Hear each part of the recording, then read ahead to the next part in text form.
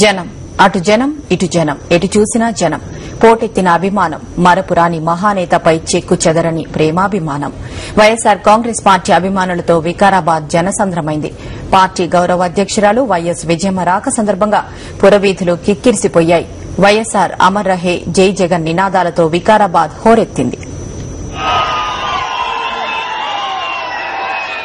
రచ్చబండ కార్యక్రమం కోసం రంగారెడ్డి జిల్లాలో పర్యటించిన వైఎస్ విజయమ్మ ప్రజా సమస్యలను పట్టించుకుని ప్రభుత్వాన్ని ప్రతిపక్షాన్ని తూర్పారబట్టారు. కుమ్మక్కు కుట్రలను ఎండగట్టారు.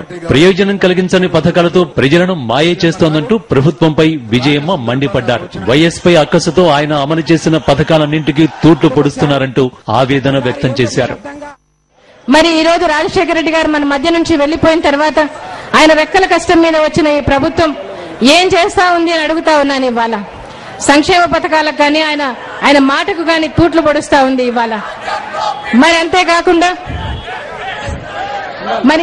అంతేకాకుండా మరి ఎన్టీ రామారావు గారు ఆ రోజు తెలుగుదేశం పార్టీ తెచ్చినప్పుడు 2 వాగ్దానాల మీద తెలుగుదేశం పార్టీ వచ్చింది. ఒకటి 2 రూపాయల కిలో బియ్యం అయితే ఇంకోటి మద్యపాన నిషేధం. మరి ఈ రోజు అవి 2 కూడా చంద్రబాబు నాయుడు గారు అధికారంలోకి వస్తానే దానిలో కూడా తూట్లు పడవటం జరిగింది. మరి చంద్రబాబు ప్రభుత్వానికి ఈ ప్రభుత్వానికి ఏమిటి తేడా అని మిమ్మల్ని అడుగుతా ఉన్నాను ఇవాళ. ప్రజా సమస్యలను గాలి కొదిలేసి అధికారం కోసం కాంగ్రెస్, ఉనికి కోసం టీడీపీలు పాకులాడుతున్నాయని విజయమ్మ విమర్శించారు. టీడీపీ అధినేత చంద్రబాబు కుట్రలు వెన్నుపోట్లకు మారుపేరన్నారు విజయమ్మ. రైతాంగంతో పాటు అన్ని వర్గాల ప్రజలు తీవ్రమైన కష్టాలు అనుభవిస్తున్న సమయంలో ప్రజల పక్షాన కాకుండా ప్రభుత్వం పక్షాన నిలబడిన చరిత్రహీనుడని ఆమె వ్యాఖ్యానించారు. 9 సంవత్సరాలు ముఖ్యమంత్రిగా పనిచేశారు. 9 సంవత్సరాలు ప్రధాన ప్రతిపక్ష లీడర్ గా పనిచేశారు. మరి అనేక మంత్రి పదవులు అనేకమైనటువంటి పదవులు చేశారు చంద్రబాబు నాయుడు గారు. మరి ఒక్క వాగ్దానమైనా మీరు నిలబెట్టుకోగలిగారా? ప్రజలకు ఇది చేశానని ఏమైనా చెప్పుకోగలుగుతారా? ఈ రోజు చంద్రబాబు నాయుడు 9 సంవత్సరాల పాలన తీసుకొస్తానని చెప్పగలరా అని అడుగుతా ఉన్నాను ఇవాళ.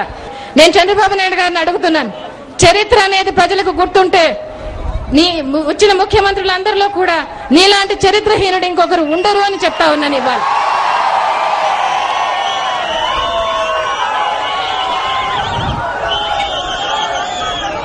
వెన్నుపోటు అంటే గుర్తొచ్చేది చంద్రబాబు నాయుడు గారు. నిజం చెప్పని మాజీ ముఖ్యమంత్రి అంటే గుర్తొచ్చేది చంద్రబాబు నాయుడు గారు. tehalka.com 2002లోనే చెప్పింది అత్యంత అవినీతి పరుడు చంద్రబాబు నాయుడు గారు అని చెప్పింది. అత్యంత ధనవంతుడైన రాజకీయ నాయకుడని tehalka.com చెప్పింది. మరి అంతేకాకుండా 2 ఎకరాలతో ఉన్న చంద్రబాబు ఏ కోర్టు మిమ్మల్ని తీర్పు చెప్పింది మీరు నిర్దోషి అని చెప్పి నేను అడుగుతా ఉన్నాను ఇవాళ. రాజశేఖర రెడ్డి గారిని ఏ కోర్టు చెప్పింది దోషి అని, జగన్ బాబుని ఏ కోర్టు చెప్పింది దోషి అని చెప్పి నేను చంద్రబాబు నాయుడు గారిని అడుగుతా ఉన్నాను ఇవాళ.